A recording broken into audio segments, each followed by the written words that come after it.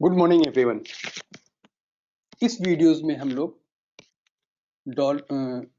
Euro index and euro से related pairs के बारे में डिस्कस करेंगे।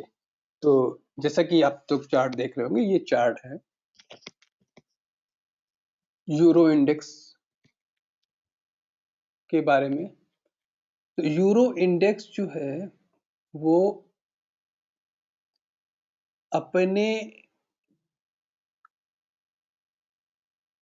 जो मेरे ख्याल में शायद ये लाइफ टाइम हाई है, उसका जो ब्रेकआउट पॉइंट था, ये पॉइंट इन सब के ऊपर क्लोज किया है और वहां पे कॉन्सिलेट कर रहा है। यहाँ पे देखिए कॉन्सिलेट कर रहा है।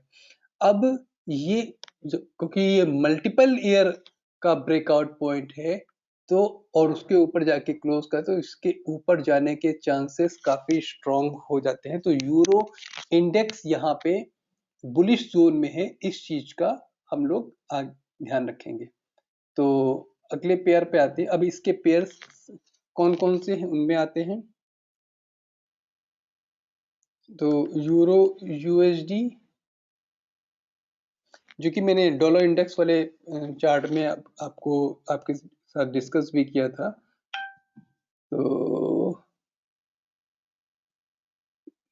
तो इसलिए बहुत ज्यादा नहीं, लेकिन आप देखिए कि ये यहाँ पे जो पहले ये सपोर्ट जोन था, यही अब यहाँ पे एज ए रेजिस्टेंस फेस करेगा, क्योंकि ये इसका जो सपोर्ट था पहले, वो अब यहाँ पे रेजिस्टेंस फेस करेगा। तो थोड़ा सा इसने जो ये टाइम यहाँ पे दिया है, तो यहाँ पे भी ये इतना ही टाइम यहाँ पे देगा, उसके बाद ही मूव करेगा। तो ये ऐसा नहीं कि ये एक झटके में यहाँ से ऊपर की तरफ मूव करेगा। ये कंफर्मेशन है कि ये यहाँ से ऊपर मूव करेगा, लेकिन थोड़ा सा टाइम बिताने के बाद। ठीक है, तो अगले पेयर पे आते हैं, यूरो फैमिली का। तो यूरो फैमिली का अगला पेयर है यूरो जेपीवाई।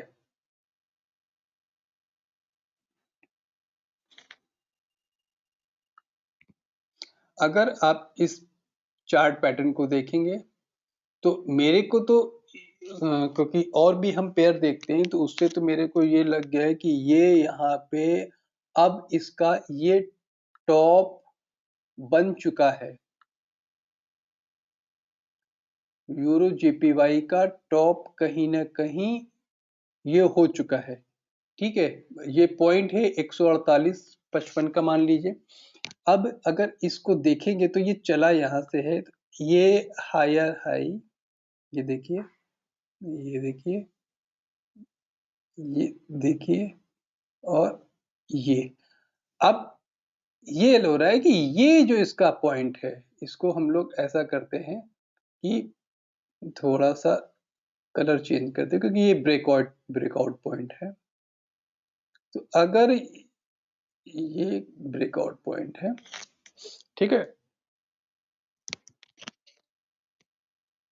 तो अगर इस पॉइंट को ये यहाँ पे इसके नीचे क्लोजिंग दे देता है, इसके नीचे, तो ये मानेंगे कि ये यहाँ से अब नीचे की तरफ मूव कर चुका है, और एटलीस्ट ये जो ब्राउन लाइन मैंने पहले से बना रही, इसने इस टारगेट तक आने के लिए ये फ्री हो जाएगा आने वाले कुछ महीनों में। यानी कि आपको एक आध दिन या एक आध हफ्ते में यहाँ पे आ जाएगा। ये एक आने वाले कुछ महीनों में, देखिए 3 से 4 महीनों में, जितना टाइम इसमें यहाँ ऊपर चढ़ने में लगा है, उतना ही टाइम एटलीस्ट कम से कम इसको नीचे उतरने में लगेगा। तो उसके लिए क्या है कि ये फर्स्ट ब्राउन लाइन है 143, तो मतलब मोटा मोटा देखें 142.80 के नीचे अगर ये वीकली चार्ट पे क्लोजिंग दे देता है, तो फिर हम लोग ये मान सकते हैं कि ये नीचे की तरफ मूव करेगा।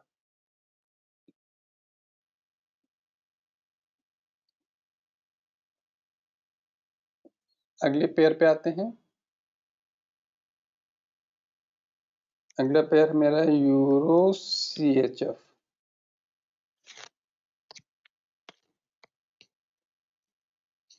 ये यूरो सीएचएफ का चार्ट पैटर्न है। अगर आप इसको देखेंगे तो बहुत क्लियर इंडिकेशन इसमें ये है कि ये नीचे की तरफ मूव कर चुका है।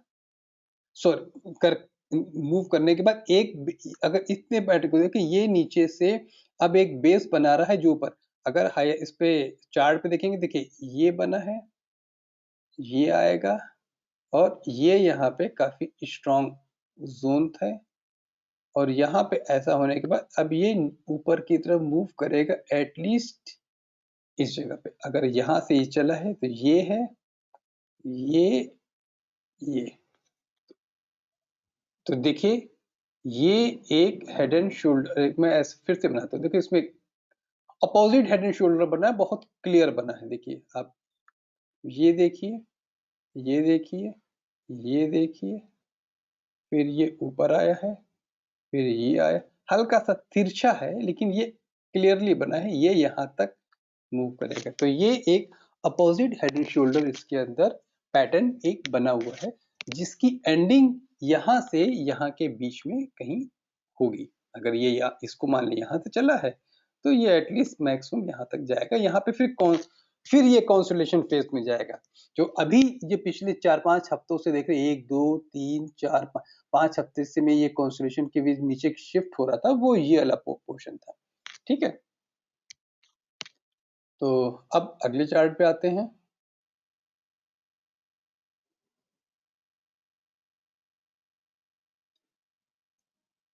यूरो कैड,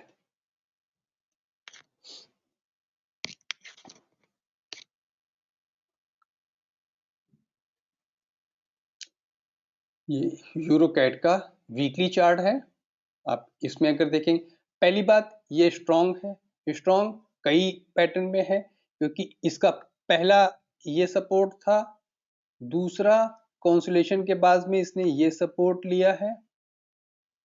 ठीक है, अब एटलीस्ट जब फर्स्ट दो सपोर्ट को तोड़ के, मतलब जो और इसके बाद ये देखिए ये सपोर्ट था और ये, तो पहले ये दोनों रेजिस्टेंस थे, अब ये दोनों सपोर्ट हो गए। जो पहले दो रेजिस्टेंस को ब्रेक करके अगर ये ऊपर चलने लगता है तो वही दो सपोर्ट दो रेजिस्टेंस थे वही दो सपोर्ट बन जाते हैं।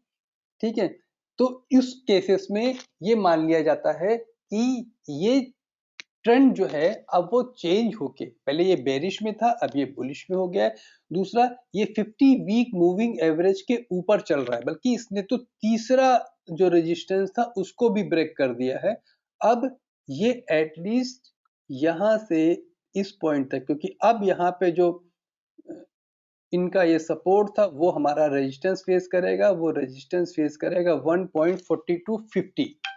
अभी चल रहा है अभी चल रहा है 1.39, तो 39 से 42 अभी इसमें इतनी गुंजाइश और है, उसके बाद फिर ये यहाँ पे रेजिस्टेंस फेस करेगा। तो ये चार्ट नीचे की तरफ मूव कर चुका है, इस चीज को नीचे से ऊपर की तरफ मूव कर चुका है, इस चीज का इस पे ध्यान रखेंगे।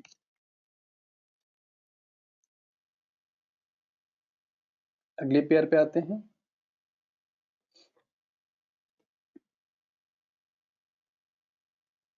Euro GBP.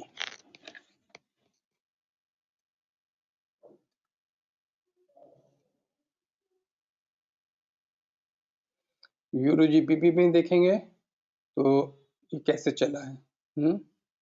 ये ऐसे गया है, फिर नीचे आया है, फिर ये ऊपर गया है, फिर ऊपर से ये नीचे आया है, फिर ऊपर गया है और यहाँ से फिर नीचे आया है। अब ये जो सपोर्ट था ये एक काफी स्ट्रॉन्ग सपोर्ट इसके लिए काम कर रहा है और अब करंट जो रेजिस्टेंस होगा वो यहाँ पे होगा। तो ये अपने सपोर्ट के पास है और इसका रेजिस्टेंस अब ये है, जो पहले ये था अब ये हो गया है। तो अभी ये चल रहा है 0.8597, मतलब 86 मान लीजिए। और इसमें आप ट्रेड कर सकते हैं बाई साइड में, क्योंकि ये अपने लोअर जोन पे चल रहा है। तो आप 0.8550 के स्टॉप लॉस से आप इसमें बाय कीजिए और एटलीस्ट 8850 के टारगेट के लिए इसमें आप वर्किंग कर सकते हैं। ठीक है, अगले पेयर पे आते हैं।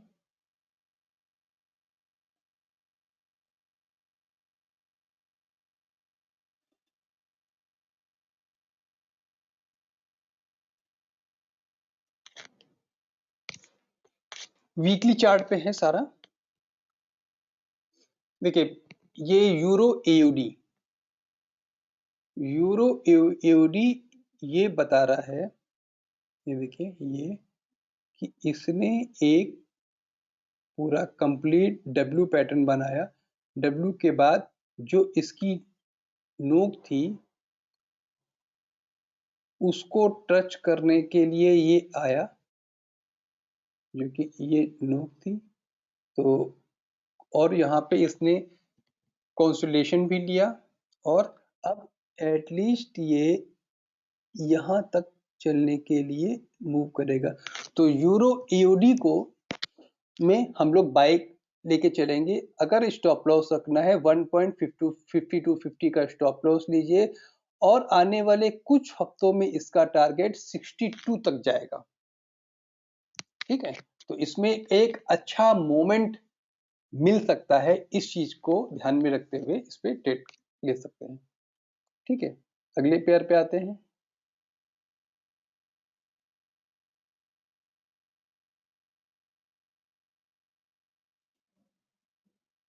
यूरो एनजेडी,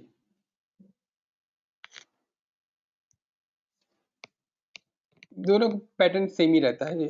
यूरो एओडी और यूरो एनजेडी, मतलब एओडी एनजेडी में बहुत डिफरेंस इसके पैटर्न में नहीं रहता। देखिए, इसने भी ऐसा बनाया, एग्जैक्टली डब्ल्यू बनाया, डब्ल्यू पी की ये जो नोक थी उसको टच करने के लिए यहाँ पे आया।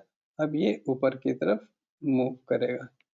तो इसमें भी आप स्टॉप लॉस रखना चाहें तो 1.6660 का है, तो आप बहुत लास्ट वीक के लो को रख लीजिए जो भी है, लेकिन या फिर 1.6540 का स्टॉप लॉस रखिए और एटलीस्ट पहला टारगेट 75 और दूसरा टारगेट 80 के आसपास का आपको यहाँ से मिल जाएगा। तो ये मेरे यूरो से के पेयर हो गए, यूरो इंडेक्स और यूरो। इस वीडियोस में हम लोग ने यूरो इंडेक्स और यूरो पेयर्स के बारे में डिस्कस किया। तो नेक्स्ट वीडियो में हम लोग जेपीवाई के बारे में डिस्कस करेंगे। और तो चलिए इस वीडियो में इतनी रखते हैं। आप लोगों का बहुत बहुत सहयोग और प्यार हम लोगों को मिलता रहता है।